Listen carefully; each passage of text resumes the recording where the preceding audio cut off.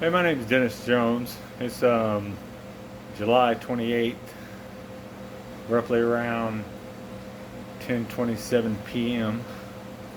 I'm here in the ICU unit, 3900 neurological unit at the Dixie Midtown Hospital in my daughter's room.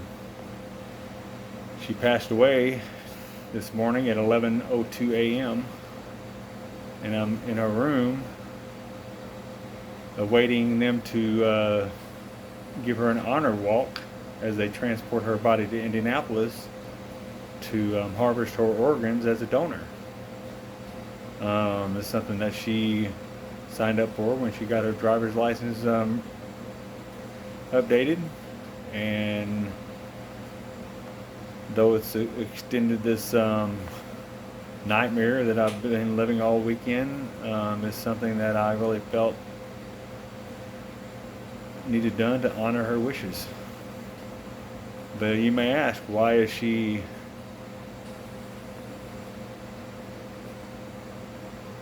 at a place to where she has to donate her organs? Well, I'm going to be bluntly honest.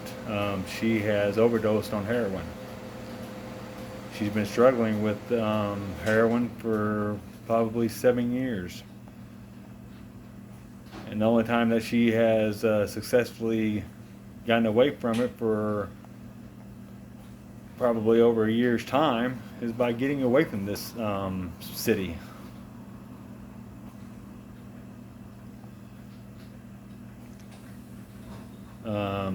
Surely I can think in my head of how I wish I would have moved her away now, but I'm not going to turn myself up with the what ifs.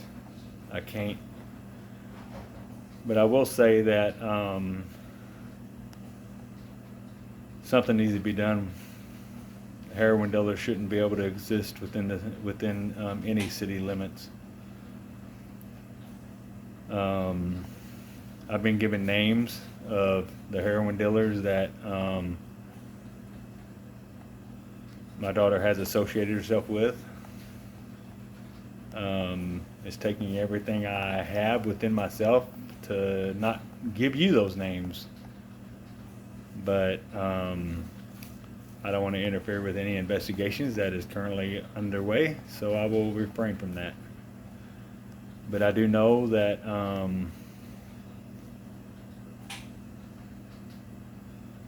my life's been completely shattered by this. She was only 28 years old,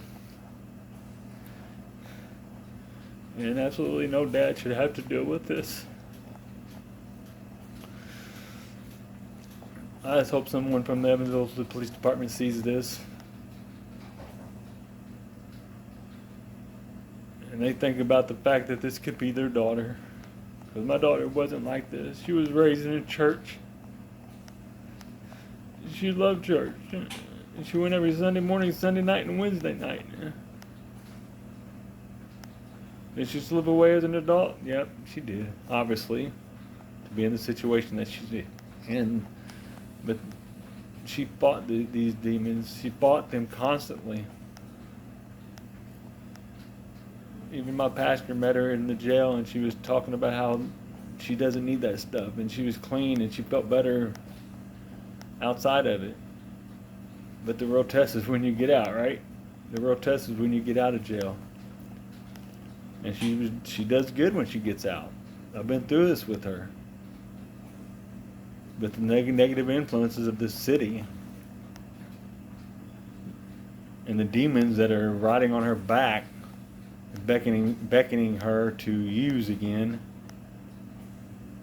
was just overwhelming. I'm not an addict. I don't understand that lifestyle. I'm not even going to pretend to understand that because I don't understand it.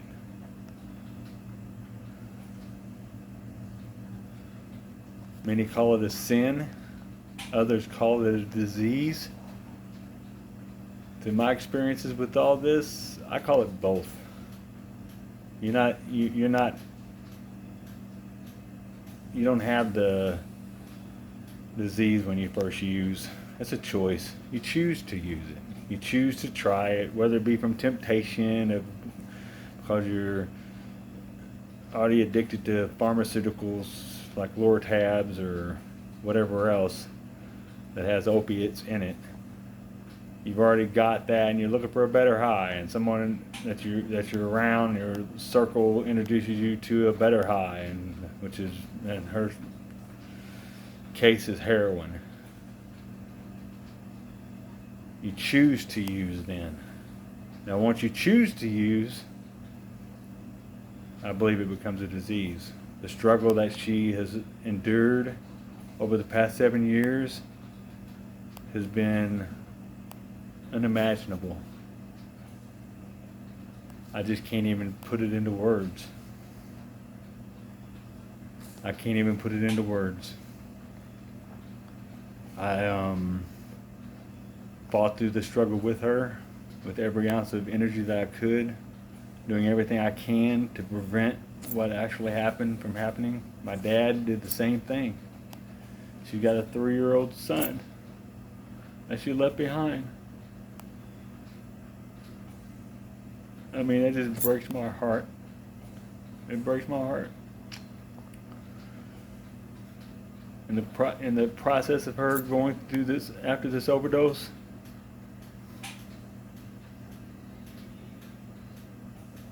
I've come across individuals who are a little bit knowledgeable about the lifestyle that she was in, know some of the people that she's crossed paths with. They've given me names. One of those names lives 2 blocks from Deaconess Midtown Hospital. 2 blocks.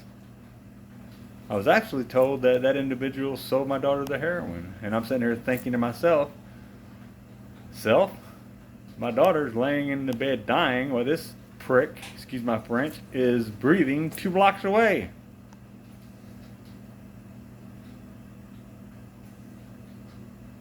So I go down to where he lives, parks outside his house for 30 minutes.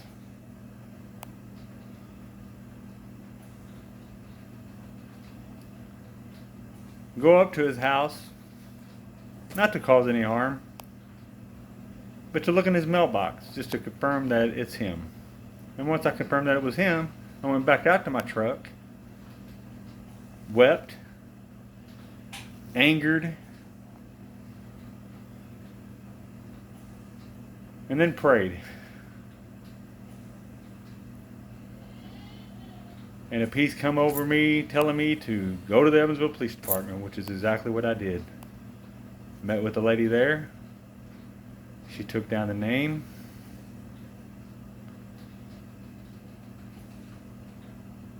And promised me that she would pursue to see what would happen.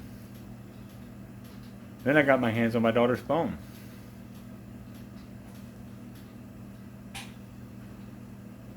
Went through every app, every call, every text that I could find. It was clear that she deleted what had to be done in order to cover up her behavior. But I knew the police department could go through it and figure it out. And in the process of me getting the phone, someone confronted that guy that was 2 blocks from the hospital. Unaware, I had no idea that occurred until after the fact. But that guy gave another name. And I immediately went straight to the I do apologize. I went straight to the EPD, gave them my daughter's cell phone, and gave them the other name. I know the cell phone's just a small piece of evidence. I get that. But somebody sold my daughter heroin with fentanyl in it. And now she is no longer with me. She's no longer with me. She's no longer with her 3-year-old son. Now, mind you, I understand heroin's illegal. I get that. It was wrong for her to consume an illegal drug. I get that.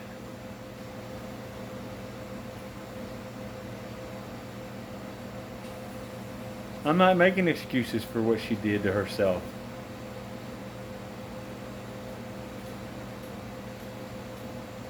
But I'm thinking to myself, she can't take it if it ain't on the street.